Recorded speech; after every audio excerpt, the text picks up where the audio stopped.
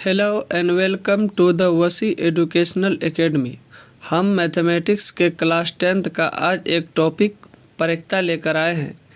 इस टॉपिक में जो भी सवाल है या जितने भी फैक्ट है एक ही वीडियो में देखेंगे और इस वीडियो को आप लोग लास्ट तक ज़रूर देखेंगे।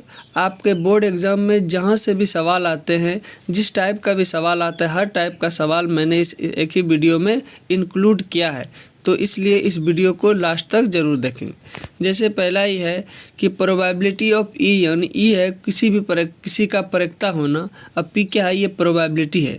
तो प्रोबेबिलिटी ऑफ ई का फॉर्मूला होता है ई के अनुकूल परिणामों की संख्या बटे संभावित कुल परिणामों की संख्या। यानी जिस चीज़ के बारे में बोला जाएगा उसे लिखेंगे ऊपर में, और जो कुल रहता है तो उसे क्या लिखेंगे? नीचे। इसीलिए कहता है कि प्रोबेबिलिटी ऑफ ई जो होता है क्या होता है? ई के अनुकूल परिणामों की संख्या डिवाइडेड बटा संभावित कुल परिणामों की संख्या। अब यहाँ पर आता है कि प्रोबेबिलिटी जो है 0 से बड़ी और 1 से छोटी होती है। क्या होती है? प्रोबेबिलिटी हमेशा 0 से बड़ी और 1 से छोटी होती है। और प्रोबेबिलिटी 0 भी हो सकती है, प्रोबेबिलिटी 1 भी हो सकती है। 1 अगर होगा तो उसे क्या बोलेंगे हम लोग? निश्चित परीक्षता। उसे क्या बोल देंगे? निश्चित परीक्षता। और यदि 0 होगा किसी का परीक्षता तो उसे क्या बोलेंगे? असंभव परीक्षता। और अब 2 नंबर में नोट में दिख रहा होगा क्या कि प्रोबेबिलिटी ऑफ ई है plus probability of E dash है। ये प्रोबेबिलिटी ऑफ ई तो समझ लिए कि क्या हो गया? ये होने की परीक्षता। ये क्या है? प्रोबेबिलिटी ऑफ ई, यानी ई के प्रोबेबिलिटी होने की संभावना है। और ये जो है क्या है? प्रोबेबिलिटी ऑफ ई डैश, ये ई के नहीं होने की परीक्षता है। यानी अगर ई दोनों का योग करेंगे तो वो किसके बराबर हो जाएगा? 1 के बराबर हो जाएगा। यानी प्रोबेबिलिटी ऑफ ई यानी किसी की होने की परीक्षता प्लस उसी की नहीं होने की परीक्षता, और दोनों का यदि योगफल करेंगे तो हमेशा किसके योग के बराबर हो जाएगा? 1 के योग के बराबर हो जाएगा। चलिए अब देखते हैं कि कुछ एग्जांपल लिए और आपको बताना। जैसे अभी हम ऊपर में बताए कि प्रोबेबिलिटी जो होता है हमेशा क्या होता है? 0 से बड़ी होती है और 1 से क्या होती है? छोटी होती है। तो पहला दिया है कि किसी का प्रोबेबिलिटी क्या 0.75 हो सकता है, तो ये हो सकता है क्योंकि 1 से क्या है? छोटी है। प्रोबेबिलिटी ऑफ 1.001, तो क्या ये हो सकता है? ये नहीं हो सकता। क्यों? क्योंकि ये क्या हो गया? 1 से बड़ा हो गया है। अगला है प्रोबेबिलिटी ऑफ ई क्या है? किसी का 70% है। क्या ये हो सकता है? हाँ, हो सकता है क्योंकि ये 100% से कम है। प्रोबेबिलिटी ऑफ ई 3/2, यदि इसको हल करेंगे तो ये क्या हो जाएगा? 1.5, तो ये भी नहीं हो सकता है क्योंकि 1 से बड़ी हो गया। अगला है प्रोबेबिलिटी ऑफ ई 2/3, तो ये हो सकता है क्योंकि ये 1 से क्या है? छोटा। उम्मीद करते हैं आपको समझ में आ रहा होगा। चलिए अब देखते हैं कि यहाँ से सवाल बनता कैसे है। जैसे अभी आपको ऊपर में बताए, जैसे एक सवाल आया हुआ है क्या है कि एक थैले में 5 लाल गेंद और 4 सफ़ेद गेंद है। यादृच्छिक एक गेंद निकाला जाता है। यादृच्छिक कहने का मतलब है कि बिना देखे, अगर देख के निकाल दिए तब तो जो बोलेंगे वही निकल जाएगा। तो इसकी क्या परीक्षता होगी कि वो क्या हो? लाल गेंद हो, दूसरा क्या हो? लाल गेंद नहीं हो। तो ध्यान से देखना है। अगर बात करेंगे यहाँ पर टोटल 5 लाल गेंद और 4 सफ़ेद गेंद है। चूँकि अब इसका जब हल करेंगे तो चूँकि थैले में कुल गेंदों की संख्या कितना है? 5 + 4 यानी 9 हो गया। कुल गेंदों की संख्या अगर बोले तो कितना हो गया? 9। जब कुल गेंदों की संख्या 9 हो गया, इसीलिए संभावित कुल परिणामों की संख्या कितना हो जाएगा? यहाँ पर 9 ही रहेगा। ध्यान से देखना। अब पहला में क्या बोला था कि एक लाल गेंद निकालना है। कौन सा गेंद निकालना है? लाल गेंद निकालना है। तो क्या है? माना घटना आर जो है एक लाल गेंद है, तो इसलिए आर के अनुकूल परिणामों की संख्या कितना हो जाएगा? बोले 5। बोलिएगा क्यों होगा? क्योंकि टोटल लाल गेंद थे कितना पर? 5। तो इसलिए आर के अनुकूल परिणामों की संख्या कितना हो गया? 5। अब हमको निकालना है प्रोबेबिलिटी ऑफ आर, यानी लाल गेंद होने की परीक्षता। तो ऊपर में क्या लिखेंगे? आर के अनुकूल परिणामों की संख्या बटे संभावित कुल परिणामों की संख्या। तो ऊपर में कितना हो जाएगा? 5, और नीचे कितना हो जाएगा? 9। यानी यही हमारा क्या हो गया? आंसर हो गया। उम्मीद कर रहे होंगे समझ में आ रहा होगा। चलिए आगे जब देखते हैं, अभी ऊपर में क्या बताए थे, जो उसी से रिलेटेड एक सवाल फिर से आ गया कि एक तो बोला ऊपर में कि लाल गेंद निकालना है। अब दूसरा में क्या बोला है? लाल गेंद नहीं होने की परीक्षता। तो माना मैंने घटना जो आर डैश है एक लाल गेंद नहीं है, तो अभी हम ऊपर में एक बात बताए थे कि प्रोबेबिलिटी ऑफ ई जोड़ प्रोबेबिलिटी ऑफ ई डैश किसके इक्वल होता है, ई के इक्वल हो जाता है। तो यहाँ आर लिए क्योंकि लाल गेंद है, इसीलिए probability of R plus probability of R dash किसके इक्वल हो गया, 1 के इक्वल हो गया। अभी हम ऊपर में निकाल दिए कि प्रोबेबिलिटी ऑफ आर कितना निकाले, 5/9, और इसको अगर जोड़ के इसको रखते हैं, फिर प्रोबेबिलिटी ऑफ आर डैश हमको निकालना है। तो 1 ये +5/9 है, तो इधर जाएगा तो क्या हो जाएगा, -5/9। जब इसको हल करेंगे तो इसका आंसर कितना निकल जाएगा मेरा, 4/9। तो उम्मीद कर रहे होंगे समझ में आ रहा होगा कि ऊपर में। अब देखते हैं अगला क्वेश्चन एक बार फिर से। ये अब क्या है, ये पासे से रिलेटेड क्वेश्चन आ रहा है कि देखते क्या है। एक पासे को एक बार फेंका जाता है, इसकी क्या परिकता होगी कि एक क्या हो, विषम संख्या हो, दूसरा क्या हो, एक सम संख्या हो, एक क्या हो, अभाज्य संख्या हो। चूँकि अब हल में देखते हैं, हम लोग भी जानते हैं कि एक पासे में अंकित संख्या कितना होता है, 1 2 3 4 5 और 6। तो इसलिए संभावित कुल परिणामों की भी संख्या कितनी हो जाएगी, 6, क्योंकि अंकित कितना, 1 है, 2 है, 3 है, 4 है, 5 है, 6 है, तो टोटल कितना हो गया, 6। तो इसलिए कुल संभावित परिणामों की संख्या कितना हो जाएगा, 6। अब पहला नंबर में पूछा था क्या कि विषम संख्या होना, क्या होना है, विषम संख्या आना है। तो यहाँ अगर इसमें बात करेंगे तो विषम संख्या है कितना, तो कितना है, 1 3 और 5, ये तीनों क्या है, विषम संख्या है। अब माना घटना ओ, अब ओ क्यों माने, क्योंकि विषम का इंग्लिश होता है ऑड, इसलिए उसको क्या ले लिए, ओ। माना घटना ओ एक क्या है, विषम संख्या है, और तब अगर घटना ओ को मान लिए विषम संख्या है, तो ये क्या होगा, घटना ओ के अनुकूल परिणामों की संख्या कितनी हो जाएगी, 3, क्योंकि यहाँ पर विषम संख्या कितना है, 3 ही है, 1 3 5, तो ये में कितना संख्या हो गया, 3। तो इसीलिए घटना ओ के अनुकूल परिणामों की संख्या कितनी हो गई, 3। अब हम लोग प्रोबेबिलिटी निकालने गए, तो प्रोबेबिलिटी जब निकालेंगे, प्रोबेबिलिटी ओ यानी विषम संख्या का, तो क्या हो गया, ऊपर में ओ के अनुकूल परिणामों की संख्या बटे संभावित कुल परिणामों की संख्या, तो 3/6, यानी इसको हल करेंगे तो कितना हो जाएगा, 1/2, यानी मेरा आंसर कितना निकल गया, 1/2। अब अगला देखेंगे, अगला नंबर का क्या कह रहा था, एक सम संख्या होना है। कौन सा संख्या होना है, सम संख्या होना है। तो उसी तरह ध्यान से देखना है इसको, क्या है, यहाँ जब सम संख्या का बात करेंगे तो सम संख्या कौन है, 2 4 6। अब माना घटना ई एक क्या है, सम संख्या है। अब फिर से वही बात, 2 4 6, यानी जब 3 ठो सम संख्या हो गया तो ई के अनुकूल परिणामों की संख्या कितना हो गया, 3। फिर से वही बात, प्रोबेबिलिटी ऑफ ई जब निकालेंगे तो क्या होगा, ई के अनुकूल परिणामों की संख्या बटे संभावित कुल परिणामों की संख्या, तो वही 3/6। तो यहाँ भी आंसर कितना निकल के आ गया, 1/2। आप लोग अगर ध्यान से देखेंगे तो हर एक सवाल जो है इसी प्रकार का बनता है, और हमने हर सवाल को एक ही तरह का बनाने का प्रयास किया है ताकि आपको समझ में आ जाए। यदि एक बार में इसे समझ में नहीं आएगा ना, तो इसे आप लोग पीछे करके भी बार बार देख सकते हैं। चलिए देखते, अगर ज़्यादा हम समझाने जाएंगे तो होगा क्या कि आपका वीडियो लंबा बन जाएगा, उसमें दिक्कत होगा। तो इसीलिए अगर समझ में नहीं आए तो इसे क्या करना है, पीछे कर लेना है। तो आप लोग इसको लास्ट तक जरूर देखेंगे। अब वो सम हो गया, विषम हो गया। अब अगला एक और आता है, क्या है कि एक अभाज्य संख्या, क्या होना है, एक अभाज्य संख्या। ध्यान से देखना है, पहले तो आपको समझना पड़ेगा कि अभाज्य संख्या है क्या।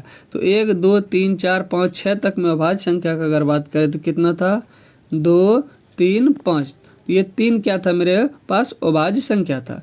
फिर से वही बात क्या करेंगे, माना घटना पी क्या है, एक अभाज्य संख्या है, तो पी के अनुकूल परिणामों की संख्या कितना हो गया, 3।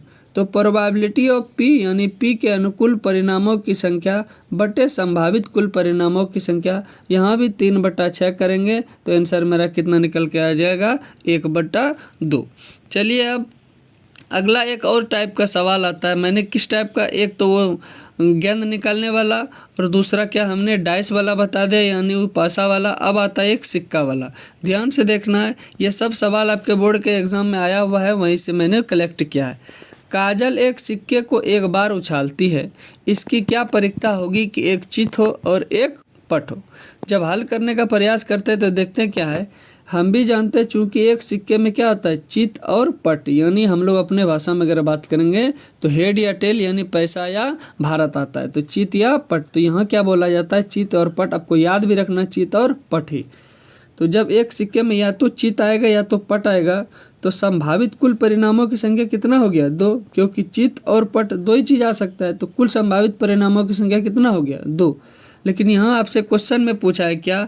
एक चित हो। पहला नंबर में क्या पूछा है? एक चित हो, और दूसरे नंबर में क्या पूछा है? एक पट हो। तो देखते हैं, माना घटना H जो है एक चित होना है, तो H के अनुकूल परिणामों की संख्या कितना हो जाएगा? 1, क्योंकि चित कितना है? एक ही है।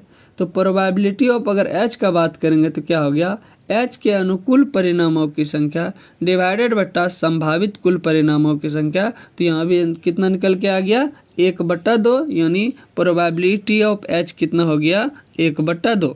अब दूसरा नंबर का बात करेंगे, पट होने का परिकता। तो ये भी उसी टाइप का है कि माना घटना T जो है एक पट होना है, तो T के अनुकूल परिणामों की संख्या कितना होगा? 1, क्योंकि फिर से वही बात, पट कितना था? एक ही था। तो टोटल कितना था? 2 था, चित और पट। तो पट भी 1 और चित भी 1। तब प्रोबेबिलिटी ऑफ T का अगर बात करेंगे तो क्या होगा? T के अनुकूल परिणामों की संख्या डिवाइडेड बट्टा संभावित कुल परिणामों की संख्या। आपको इसका या तो स्क्रीनशॉट ले लेना है, या तो क्या करना है, वीडियो रुका के इसको लिख लेना है, और उसको बारी बारी से आप लोग मतलब प्रैक्टिस करेंगे तो आपको समझ में भी आ जाएगा। और यदि एक बार में नहीं समझ में आए तो इसे क्या करना है, वीडियो को बार बार देखना है। चलिए अब आते हैं यहाँ पर ताश से रिलेटेड, जो इसमें बहुत अच्छा सब फैक्ट है जो बहुत सब आदमी नहीं समझ पाता है, तो इसको ध्यान से देखना है। ताश से रिलेटेड आपको एकदम ध्यान से। चलिए, हम भी जानते हैं, क्या जानते हैं, ताश में कुल पत्ते कितने होते हैं? तो कुल पत्ते का अगर बात करेंगे तो कितना होते हैं? 52। तो यही से अगर आपसे पूछ लें हम कि तब बताओ जी संभावित कुल परिणामों की संख्या कितनी होगी, तो आप भी बोल दोगे कितना होगा? 52 होगा। अब ध्यान से देखना है, यहाँ 4 तरह के पत्ते होते हैं। कितना तरह के? 4। चिड़ी जिसे इंग्लिश में क्लब्स बोला जाता है, उसका चिन्ह इस तरह होता है। हुकुम जिसे स्पेड्स बोला जाता है, उसका चिन्ह इस तरह का होता है। पान जिसे हर्ट्स बोला जाता है, उसका इस तरह चिन्ह होता है। ईट जिसे डायमंड बोला जाता है, उसका चिन्ह इस तरह का होता है। अब ध्यान से देखना है, चिड़ी भी 13 होते हैं, हुकुम भी 13 होते हैं, पान भी 13 होते हैं, ईट भी कितना होते हैं? 13। तो 13 चौके 52, यानी 52 पत्ता कुल होते हैं। अब हर पत्ते का अगर बात करेंगे तो पहले तो एक और चीज़ यहाँ देख लेना है, क्या कि चिड़ी और हुकुम जो है ये किस कलर का पत्ता होता है? काला रंग का पत्ता होता है। और पान और ईट जो है ये किस रंग का पत्ता होता है? लाल रंग का। यानी अगर काला रंग का टोटल पत्ता अगर बात करेंगे तो कितना हो गया? चिड़ी भी 13 और हुकुम भी 13, तो 13 दूनी 26। लाल रंग का अगर पत्ता का बात करें तो पान भी कितना हो गया? 13, और ईट भी कितना हो गया है? 13। तो टोटल यहाँ भी कितना हो जाएगा? 26।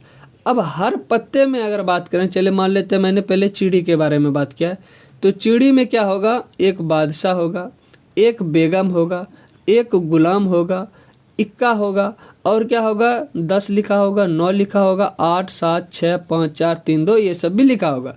तो इधर 3, 3, 1, 4 और इधर 9 है, तो 9, 4 कितना हो गया? टोटल 13। तो 13 चिड़ी में भी इस तरह का बात होगा, फिर हुकुम में भी इस तरह का बात होगा, टोटल पान में भी इस तरह का बात होगा, और ईट में भी इस तरह का बात होगा। उम्मीद कर रहे हैं आपको समझ में आ रहा होगा क्या कि बादशाह जिस तरह चिड़ी में है उसी तरह हुकुम में भी होगा, पान में भी होगा, ईट में भी होगा। बेगम जिस तरह चिड़ी में है, जिस तरह हुकुम में भी होगा, उसी तरह पान में होगा, उसी तरह ईट में भी। गुलाम चिड़ी में भी होगा, हुकुम में भी होगा, पान में भी होगा और ईट में भी होगा। इक्का चिड़ी में भी होगा, हुकुम में भी होगा, पान में भी होगा और ईट में भी होगा। यानी ये जो 13 तरह का जो टोटल मैंने पत्ता लिखा है, वो पत्ता हर एक पत्ते में होगा, यानी चिड़ी में भी, हुकुम में भी, पान में भी और ईट में भी। अब एक और बढ़िया फैक्ट है, यहाँ ध्यान से देखना, क्या कि बादशाह, बेगम, गुलाम, इन तीनों पत्ते को क्या कहा जाता है? फेस कार्ड, या इसे क्या कहा जाता है? तस्वीर वाला कार्ड। क्यों कहा जाता है? क्योंकि इस सब के तीनों के पत्ते में क्या होता है? तस्वीर लगा रहता है। इसमें बादशाह का, इसमें रानी का और इसमें गुलाम का है। इसीलिए इसको क्या कहा जाता है? फेस वाला कार्ड, यानी तस्वीर वाला कार्ड। अब सोचो, 3 चिड़ी में, 3 हुकुम में, 3 पान में, 3 ईट में, तो टोटल अगर फेस कार्ड का अगर बात करेंगे तो कितना हो गया? 12। समझ में आया कि नहीं? चलिए इसको हम नीचे लिख भी दिए हैं ताकि आपको दिक्कत नहीं हो। क्या क्या है चलिए देखते हैं। क्या यहाँ अगर बात करेंगे हम लोग, क्या हो गया कि कुल संभावित परिणामों की संख्या मेरे पास कितना हो गया? 52 हो गया।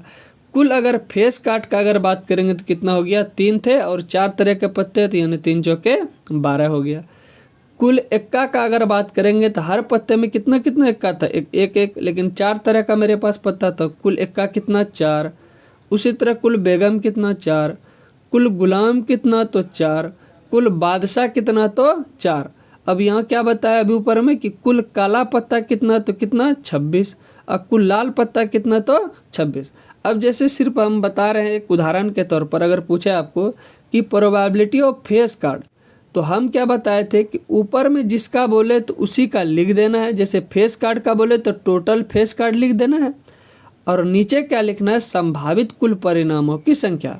अभी हम बताए कि फेस कार्ड है कितने रे, 52 है, तो 52 ऊपर में लिख दिए, डिवाइडेड बट्टा संभावित कुल परिणामों की संख्या कितना है, 52 है, तो 52 लिख दिए। जब इसको कटाए तो कितना से हुआ, 3/13 इसका आंसर हो गया। अगला अगर पूछे कि प्रोबेबिलिटी ऑफ बादशाह क्या है, तो बादशाह देखना है कि टोटल बादशाह है कितना, तो टोटल जो है उसे ऊपर में लिखते हैं, और जो संभावित कुल परिणामों की संख्या उसे क्या लिखते हैं, नीचे लिखते हैं। यानी बादशाह टोटल है कितना 4, तो ऊपर में 4 लिख दिए। कुल संभावित परिणाम कितना है 52, तो उसे कहाँ लिख दिए, नीचे लिख दिए। फिर इसे कटाए तो कितना हो गया, 1/13। उम्मीद करते हैं आपको समझ में आ रहा होगा। अगर एक बार में समझ में नहीं आया तो फिर उसे क्या करना है, पीछे करना है, फिर उसके बाद समझने का कोशिश करना है। वीडियो बार बार पीछे कीजिएगा तो 1 बार 2 बार 3 मरतबा में वो समझ में आ ही जाएगा। चलिए, इससे रिलेटेड यदि आपको सवाल पूछ दिया जाए एग्जाम में तो उसे हल कैसे करना है देखते हैं। जैसे एक सवाल ही है यहाँ पर, क्या है, अच्छी प्रकार से फेंटी गई 52 पत्ते की एक गड्डी में से एक पत्ता यादृच्छिक निकाला जाता है, इसकी क्या प्रक्रिया होगी कि एक एक्का हो और एक एक्का नहीं हो। ये कितना बार, बहुत बार सवाल इठो पूछा गया, इसीलिए हम यही सवाल ले लिए।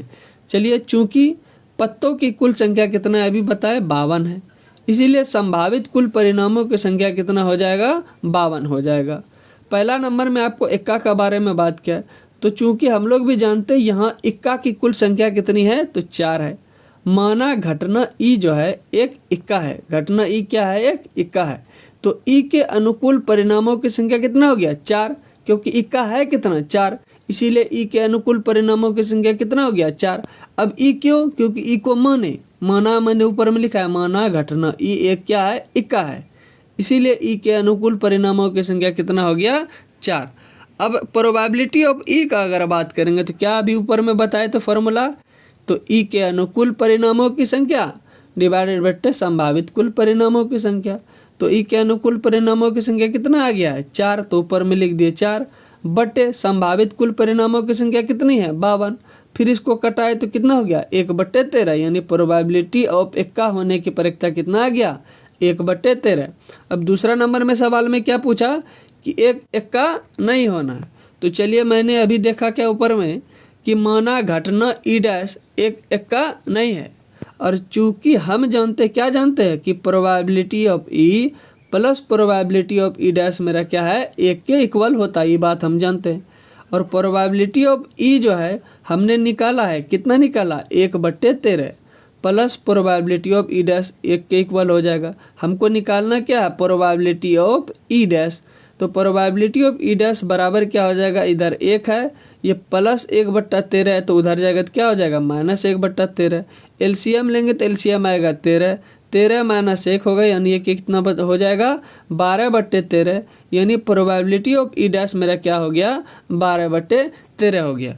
उम्मीद करते हैं ये आपको समझ में आया होगा। इस एक वीडियो को आप लोग ज़्यादा से ज़्यादा दोस्तों के साथ शेयर करेंगे ताकि उसे भी समझ में आए और उसे भी अच्छा लगे। तो इस वीडियो को आप लोग दोस्तों के साथ शेयर भी करेंगे और इस चैनल से जुड़े रहेंगे ताकि आपको इसी तरह का बेहतरीन टॉपिक और बेहतरीन क्वेश्चन जो आपके बोर्ड एग्ज़ाम में डायरेक्ट छपेंगे लाने का प्रयास करेंगे। Thank you.